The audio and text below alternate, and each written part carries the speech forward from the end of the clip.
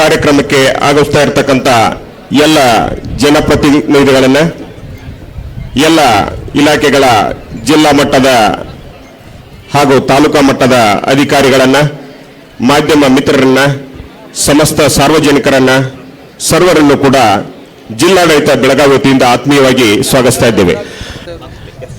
ಇದೀಗ ತಾನೇ ಕಾರ್ಯಕ್ರಮಕ್ಕೆ ಆಗಮಿಸ್ತಾ ಇರುವ ಇಂದಿನ ಕಾರ್ಯಕ್ರಮದ ಮುಖ್ಯ ಅತಿಥಿಗಳು ಘನ ಕರ್ನಾಟಕ ಸರ್ಕಾರದ ಮಾನ್ಯ ಲೋಕೋಪಯೋಗಿ ಸಚಿವರು ಹಾಗೂ ಜಿಲ್ಲಾ ಉಸ್ತುವಾರಿ ಸಚಿವರಾಗಿರುವ ಸನ್ಮಾನ್ಯ ಶ್ರೀ ಸತೀಶ್ ಲಕ್ಷ್ಮಣರಾವ್ ಜಾರಕಿಹೊಳಿ ಅವರನ್ನು ತುಂಬು ಪ್ರೀತಿಯಿಂದ ಕಾರ್ಯಕ್ರಮಕ್ಕೆ ಸ್ವಾಗತಿಸ್ತಾ ಇದ್ದೇವೆ. ಬೆಳಗಾವಿ ಉತ್ತರ ಶಾಸಕರಾಗಿರುವ ಶ್ರೀ ರಾಜು ಆಸಿಫ್ ಸೇಠ್ ಅವರನ್ನು ಕೂಡ ತುಂಬಾ ಪ್ರೀತಿಯಿಂದ ಕಾರ್ಯಕ್ರಮಕ್ಕೆ ಸ್ವಾಗತಿಸ್ತಾ ಇದ್ದೇವೆ. ಇದೀಗ ಮಾನ್ಯ ಮುಖ್ಯ ಅತಿಥಿಗಳಿಂದ ಪೂಜ್ಯ ಮಹಾತ್ಮ ಗಾಂಧೀಜಿ ಹಾಗೂ ಡಾಕ್ಟರ್ BR ಅಂಬೇಡ್ಕರ್ ಅವರ ಭಾವಚಿತ್ರಕ್ಕೆ ಪುಷ್ಪಾರ್ಪಣೆ. ಸಾವಧಾನ್.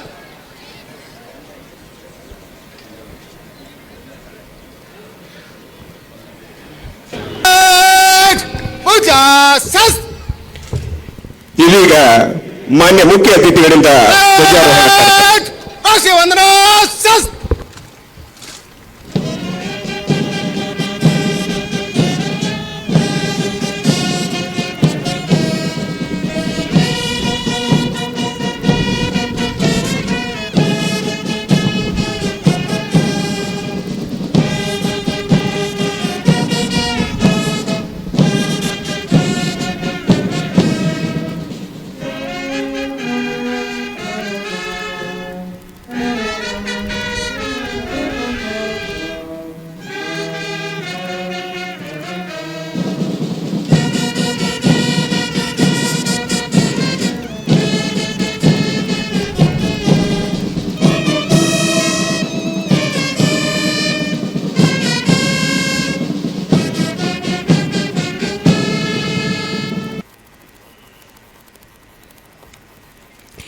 ಇದೀಗ ಮಾನ್ಯ ಮುಖ್ಯ ಅತಿಥಿಗಳಾಗಿಂತ ಸನ್ಮಾನ್ಯ ಶ್ರೀ ಸತೀಶ್ ಜಾರಕಿಹೊಳಿ, ಮಾನ್ಯ ಲೋಕೋಪಯೋಗಿ ಇಲಾಖೆ ಸಚಿವರು, ಕರ್ನಾಟಕ ಸರ್ಕಾರ ಹಾಗೂ ಬೆಳಗಾವಿ ಜಿಲ್ಲಾ ಉಸ್ತುವಾರಿ ಸಚಿವರು ಇವರು ಇದೀಗ ಪಥಸಂಚಲನಕ್ಕಾಗಿ ಶಿಸ್ತಿನಿಂದ ಸನ್ನದ್ಧಗೊಂಡಿರುವ ಸಕಲ ಪಥಸಂಚಲನ ತುಕಡಿಗಳನ್ನು ಪರಿಚಯಿಸಿಕೊಂಡು ಪ್ರೇರೇಪಿಸಲು ಇದೀಗ ಪುಷ್ಪಾಲಂಕೃತ ತೇರಿನ ಜೀಪಿನಲ್ಲಿ ಕವಾಯತ್ commander Shri Kareppa Arjun Ganji RPI DAR Belagavi ಜಿಲ್ಲೆಯವರ ಸಹಯೋಗದಲ್ಲಿ ಇದೀಗ ಪಥ ಸಂಚಲನ ತಂಡಗಳತ್ತ ಸಾಗ್ತಾ ಇದ್ದಾರೆ. ಬೆಳಗಾವಿ ಜಿಲ್ಲಾಡಳಿತದ 80ನೇ ಸ್ವಾತಂತ್ರ್ಯೋತ್ಸವದ ಸಂಭ್ರಮವನ್ನು ಬಾನೆತ್ತರಕ್ಕೆ ಮೇಳೈಸಲು ಅತ್ಯುತ್ಸಾಹದಿಂದ ಸನ್ನದ್ಧಗೊಂಡಿರುವ ಸಕಲ ಇಂದಿನ ಕಾರ್ಯಕ್ರಮದ ಮುಖ್ಯ ಅತಿಥಿಗಳು ಘನ ಕರ್ನಾಟಕ ಸರ್ಕಾರದ ಮಾನ್ಯ ಲೋಕೋಪಯೋಗಿ ಸಚಿವರು ಹಾಗೂ ಜಿಲ್ಲಾ ಉಸ್ತುವಾರಿ ಸಚಿವರಾಗಿರುವ ಸನ್ಮಾನ್ಯ ಶ್ರೀ ಸತೀಶ್ ಲಕ್ಷ್ಮಣರಾವ್ ಜಾರಕಿಹೊಳಿ ಸಾಹೇಬರವರಿಂದ ಇದೀಗ ಸ್ವಾತಂತ್ರ್ಯೋತ್ಸವ ಸಂದೇಶ.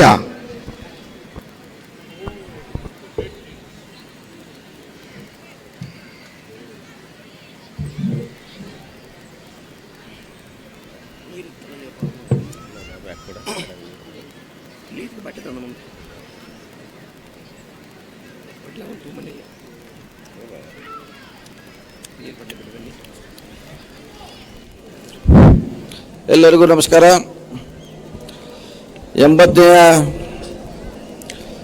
ಸ್ವಾತಂತ್ರ್ಯೋತ್ಸವ ದಿನಾಚರಣೆಯ ಈ ಶುಭ ಸಂದರ್ಭದಲ್ಲಿ ಉಪಸ್ಥಿತಿರುವ ಸ್ವತಂತ್ರ ಹೋರಾಟಗಾರರೇ, ಜಿಲ್ಲೆಯ ಸಮಸ್ತ ಚುನಾಯಿತ ಪ್ರತಿನಿಧಿಗಳೇ, ಗಣ್ಯಮಾನ್ಯರೇ, ಎಲ್ಲ ಆಮಂತ್ರಿತರೇ, ಅಧಿಕಾರಿ ವರ್ಗದವರೇ, ನಾಗರಿಕ ಬಂಧುಗಳೇ ಮತ್ತು ಮಾಧ್ಯಮದ ಸ್ನೇಹಿತರೆ ಹಾಗೂ ಮುದ್ದು ಮಕ್ಕಳು, ತಮ್ಮೆಲ್ಲರಿಗೆ ಸ್ವಾತಂತ್ರ್ಯ ಆರ್ಥಿಕ ಶುಭಾಶಯಗಳು.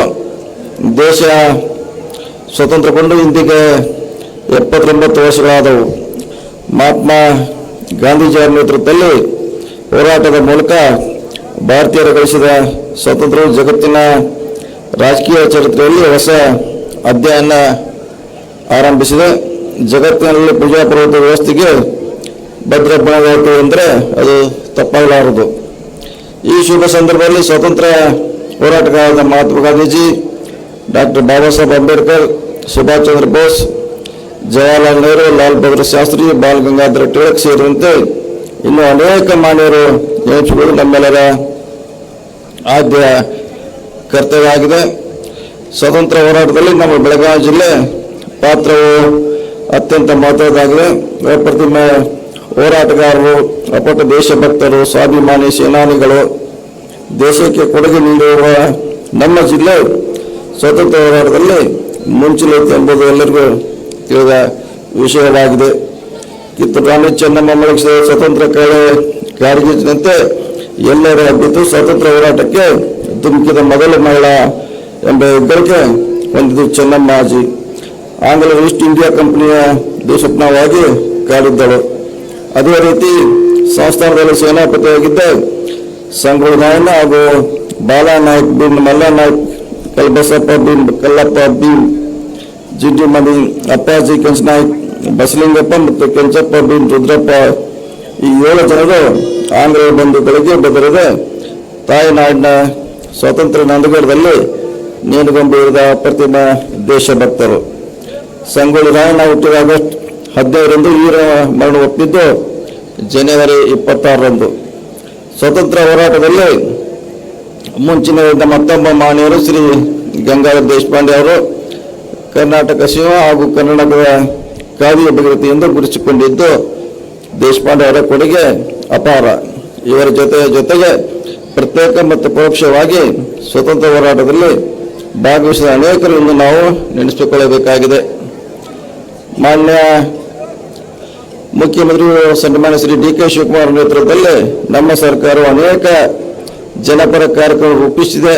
ಸಾಮಾಜಿಕ ನ್ಯಾಯ ಹಾಗೂ ಸಮಾನತೆ ಆದಲ್ಲಿ ದೃಢವಾದ ಹೆಜ್ಜೆಯನ್ನು ಇಟ್ಟಿದೆ. ಮೊದಲ 100 ದಿನಗಳು ಆಡಳಿತಾಭಿವೃದ್ಧಿ ಮತ್ತು ಒಳಗೊಳ್ಳುವಿಕೆ, ಮುಖ್ಯಮಂತ್ರಿಗಳು ರೈತರ ಚೈತನ್ಯ, ಗ್ರಾಮಾನುಭವ, ರೈತ ಮಿತ್ರ, ಬಡವರ ಬಂಧು, ಯುವ ಯುವ ಕರ್ನಾಟಕ ನಿರ್ಮಾಣ, ಯುವ ಉದ್ಯೋಗ ಸೇತು, ಪ್ರಜಾಸೇವೆ ಇಲಾಖೆ, ಗ್ರಾಮೀಣ ಪ್ರದೇಶದ ಶೈಕ್ಷಣಿಕ ಹಬ್ಬು, ಕರ್ನಾಟಕ ಮೊಬಿಲಿಟಿ ಗ್ರಿಡ್ ಮಿಷನ್, ಭೂ ಗ್ಯಾರಂಟಿ, ನಶಾಮುಕ್ತ ಕರ್ನಾಟಕ, ಜಾಗತಿಕ ತಂತ್ರಜ್ಞಾನ ಕೇಂದ್ರ ಸ್ಥಾಪನೆ ಜೊತೆಗೆ ಜನರಿಗೆ ನೀಡಿದ ಭರವಸೆಯಂತೆ 5 ಗ್ಯಾರಂಟಿ ಯೋಜನೆಗಳಾದ ಶಕ್ತಿ, ಅನ್ನಭಾಗ್ಯ, ಗೃಹಜ್ಯೋತಿ, ಗೃಹಲಕ್ಷ್ಮಿ ಹಾಗೂ ಯುವ ನಿಧಿಗಳನ್ನು ಯಶಸ್ವಿಯಾಗಿ ಅನುಷ್ಠಾನಗೊಳಿಸುವುದರ ಜೊತೆಗೆ ಯುವ ಕರ್ನಾಟಕ ನವಭಾರತ ಆಶಯದೊಂದಿಗೆ ರಾಜ್ಯದ ಸರ್ವೋನ್ನತ ಪ್ರಗತಿಗೆ ಶ್ರಮಿಸುತ್ತದೆ. ಜನರ ಮನೆ ಬಾಗಿಲಿಗೆ ಸರ್ಕಾರ ಕೊಂಡೊಯ್ಯುವ ಪ್ರಯತ್ನವಾಗಿ ಜನರ ಅವರನ್ನು ಆಲಿಸಿ ಅವುಗಳನ್ನು ಪರಿಹರಿಸಲು ಅನುಕೂಲವಾದ ಪ್ರಜಾಸೇವೆ ಎಂಬ ಹೊಸ ನೂತನ ಇಲಾಖೆಯನ್ನು ಕೂಡ ಸರ್ಕಾರ ಆರಂಭಿಸಿದೆ. ಸ್ವಾತಂತ್ರ್ಯೋತ್ಸವ ಈ ಸಂದರ್ಭದಲ್ಲಿ ಬೆಳಗಾವಿ ನಗರ ಸೇರಿದಂತೆ ನಮ್ಮ ಜಿಲ್ಲೆಯಲ್ಲಿ ಕೈಗೊಂಡ ಕೆಲವು ಅಭಿವೃದ್ಧಿ ಕೆಲಸಗಳನ್ನು ತಮ್ಮ ಗಮನಕ್ಕೆ ತರಬಯಸುತ್ತೇನೆ. PW ಇಲಾಖೆಯಿಂದ ಬೆಳಗಾವಿ ನಗರದ ಸಂಕಮ್ ಹೋಟೆಲ್ನಿಂದ ಅಶೋಕ್ ವರ್ತದ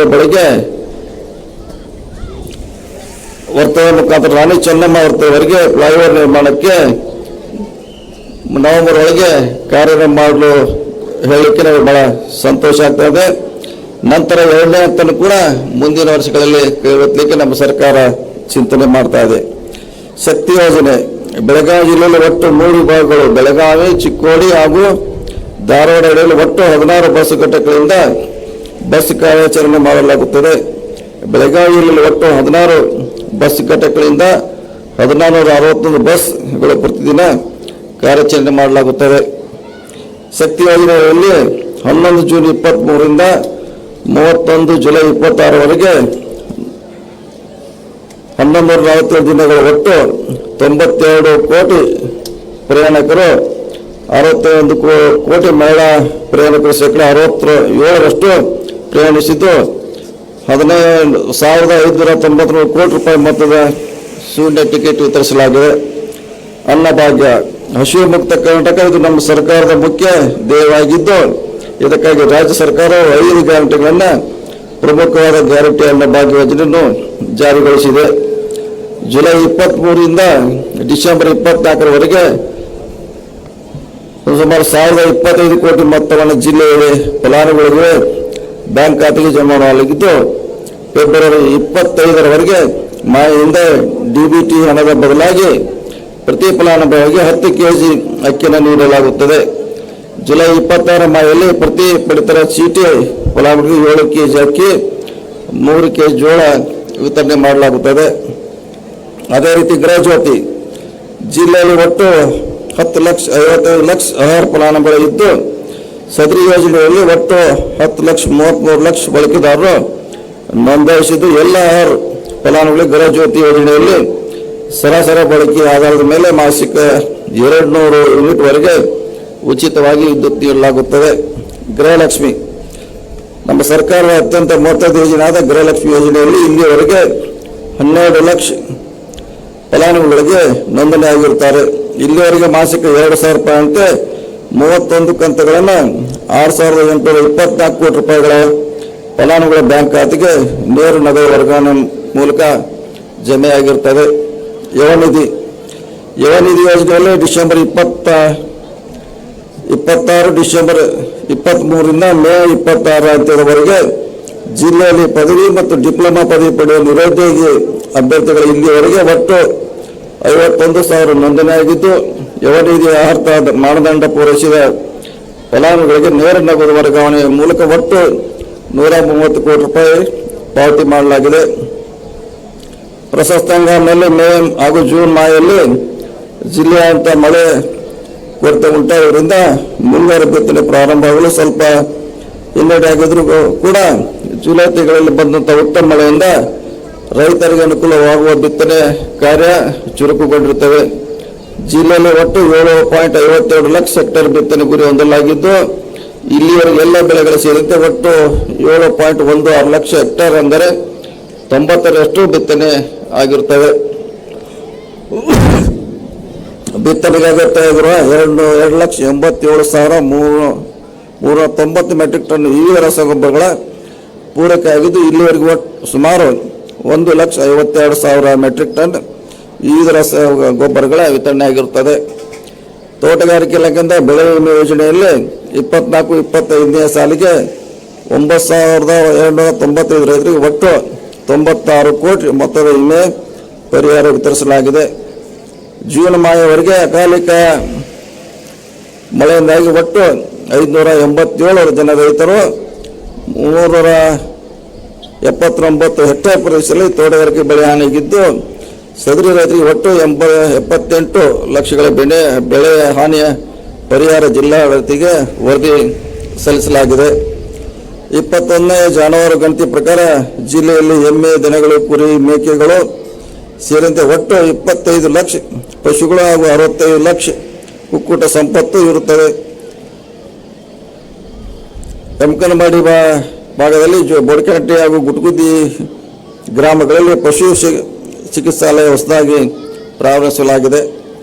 ಜಿಲ್ಲಾ ಆರೋಗ್ಯ ಮತ್ತು ಕುಟುಂಬ ಕಲ್ಯಾಣ ಇಲಾಖೆ ಇಂಜಿನಿಯರಿಂಗ್ ವಿಭಾಗದಿಂದ 25-26 ಸಾಲಿನಲ್ಲಿ ಒಟ್ಟು 245 ಕೋಟಿ ರೂಪಾಯಿ ಅನುದಾನದಲ್ಲಿ ಅನುಮೋದನೆಗೊಂಡ 11 ಕಾಮಗಾರಿಗಳು ಪ್ರಗತಿಯಲ್ಲಿರುತ್ತವೆ. ಜಿಲ್ಲೆಯಲ್ಲಿ 28 ಸಕ್ಕರೆ ಕಾರ್ಖಾನೆ ಕಾರ್ಯನಿರ್ವಹಿಸುತ್ತಿದ್ದು, ಕರ್ನಾಟಕದ ಶುಗರ್ ಬೌಲ್ ಎಂಬ ಖ್ಯಾತಿ ಗಳಿಸಿದೆ. ಜಿಲ್ಲೆಯಲ್ಲಿ 53 ಹೆಚ್ಚು ಮಧ್ಯಮ ಮತ್ತು ಬೃಹತ್ ಕೈಗಾರಿಕಾ ಸುಮಾರು 8,000 ಕೋಟಿಗಿಂತ ಹೆಚ್ಚು ಬಂಡವಾಳ ಹೂಡಿಕೆ ಮಾಡಿ ಸುಮಾರು 27,000 ಜನರಿಗೆ ಉದ್ಯೋಗಗಳನ್ನು ನೀಡಿರುತ್ತದೆ. PWD ಇಲಾಖೆಯಿಂದ ಬೆಳಗಾವಿ ಜಿಲ್ಲಾಧಿಕಾರಿ ಕಟ್ಟಡವನ್ನು ಸುಮಾರು 70 ಕೋಟಿ ರೂಪಾಯಿದಲ್ಲಿ ನಿರ್ಮಿಸಲು ಈಗಾಗಲೇ ಟೆಂಡರ್ ಮಾಡಲಾಗಿದೆ. ಶೀಘ್ರದಲ್ಲೇ ಕಾಮಗಾರಿಯನ್ನು ಕೂಡ ಪ್ರಾರಂಭಿಸಲಾಗುವುದು. ಅದೇ ರೀತಿ ಮಾನ್ಯ ಮುಖ್ಯಮಂತ್ರಿಗಳ ಮೂಲ ಸೌಕರ್ಯ ಅಭಿವೃದ್ಧಿ ಕಾರ್ಯಕ್ರಮ CM IDP SCP ಮತ್ತು TSP ಅಡಿಯಲ್ಲಿ ಒಟ್ಟು 33 ಕೋಟಿಗಳಲ್ಲಿ 145 ಕಾಮಗಾರಿಗಳನ್ನು ಅನುಮೋದನೆಯಾಗಿದ್ದು, ಅದರಲ್ಲಿ 64 ಕಾಮಗಾರಿಗಳು ಪೂರ್ಣಗೊಂಡಿದ್ದು, ಇನ್ನುಳಿದ ಕಾಮಗಾರಿ ಪ್ರಗತಿಯಲ್ಲಿದೆ. ಅದರಂತೆ TSP ಯೋಜನೆಯಲ್ಲಿ 22 ಕೋಟಿಗಳಲ್ಲಿ 77 ಕಾಮಗಾರಿಗಳು ಅನುಮೋದನೆಯಾಗಿದ್ದು, 30 ಕಾಮಗಾರಿಗಳು ಪೂರ್ಣಗೊಂಡಿದ್ದು, ಇನ್ನುಳಿದ ಕಾಮಗಾರಿಗಳು ಪ್ರಗತಿಯಲ್ಲಿರುತ್ತವೆ. ಬೆಳಗಾವಿ ಜಿಲ್ಲೆಯ ಸವದತ್ತಿ ತಾಲೂಕಿನ ಯಲ್ಲಮ್ಮ ದೇವಸ್ಥಾನಕ್ಕೆ ರಾಜ್ಯ ಮತ್ತು ಕೇಂದ್ರ ಸರ್ಕಾರ ಒಟ್ಟು ಸೇರಿ 215 ಕೋಟಿ ರೂಪಾಯಿ ಅನುದಾನದಲ್ಲಿ ಅದನ್ನು ಅಭಿವೃದ್ಧಿ ಅನುಷ್ಠಾನಗೊಳಿಸಲಾಗುತ್ತದೆ. ಬೆಳಗಾವಿ ಜಿಲ್ಲೆಯ ಸಹಕಾರಿ ಜಿಲ್ಲೆಯಾಗಿದ್ದು, ಸಹಕಾರಿ ಚಳವಳಿಯಲ್ಲಿ ಬೆಳಗಾವಿ ಜಿಲ್ಲೆ ಮುಂಚೂಣಿಯಲ್ಲಿದೆ. ಪ್ರಸ್ತುತ ನಮ್ಮ ಜಿಲ್ಲೆಯಲ್ಲಿ ಸುಮಾರು 6,495 ವಿವಿಧ ರೀತಿಯ ಸಹಕಾರಿ ಸಂಘಗಳು ಹಾಗೂ 1,224 ಸಹಕಾರಿ ಸಂಘಗಳು ಕೆಲಸವನ್ನು ನಿರ್ವಹಿಸ್ತಾ ಇದ್ದೇವೆ.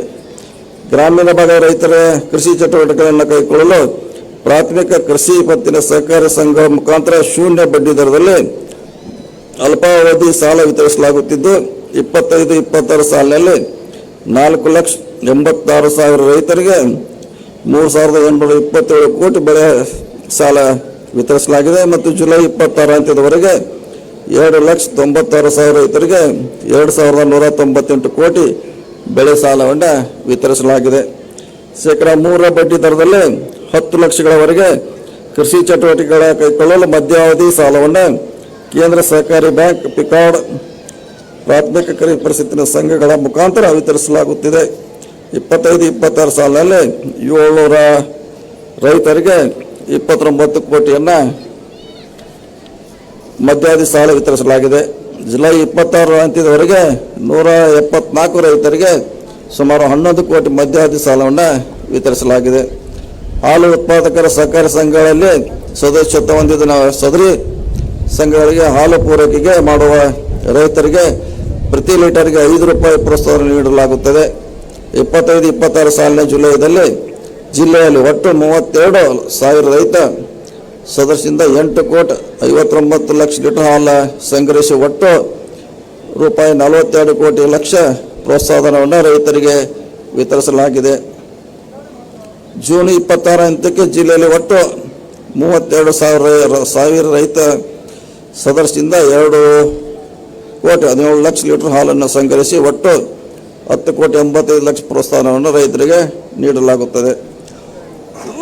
ಅದೇ ರೀತಿ ನಗರೋತ್ಥಾನ ಕಾರ್ಯಕ್ರಮದ ಮೂಲಕ 4 ಹಂತಗಳಲ್ಲಿ ಯೋಜನೆಯಲ್ಲಿ ಬೆಳಗಾವಿ ಜಿಲ್ಲೆಯ 36 ನಗರ ಸ್ಥಳೀಯ ಸಂಸ್ಥೆಗಳಲ್ಲಿ ಒಟ್ಟು 283 ಕೋಟಿ ಮೊತ್ತದ 1,078 ಕಾಮಗಾರಿಗಳ ಕ್ರಿಯಾ ಯೋಜನೆಗೆ ಅದು ಅನುಮೋದನೆ ಆಗಿರುತ್ತದೆ. ಈ ಪೈಕಿ 579 ಕಾಮಗಾರಿಗಳು ಪೂರ್ಣಗೊಂಡಿದ್ದು 475 ಕಾಮಗಾರಿಗಳು ಪ್ರಗತಿಯಲ್ಲಿವೆ.